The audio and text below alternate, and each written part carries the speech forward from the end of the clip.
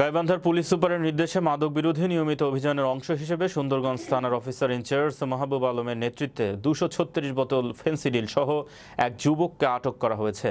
রোববার সকালে উপজেলার একতা বাজার এলাকায় তল্লাশি চালিয়ে মাসুদ রানা মজনু নামের ওই যুবককে আটক করা হয়েছে। সুন্দরগঞ্জ থানা তদন্ত অফিসার ও মামলার বাদী মিলন চ্যাটার্জি বিষয়টি নিশ্চিত করে বলেন, এ ব্যাপারে থানায় মাদকদ্রব্য নিয়ন্ত্রণ আইনে মামলা দায়ের করা হয়েছে।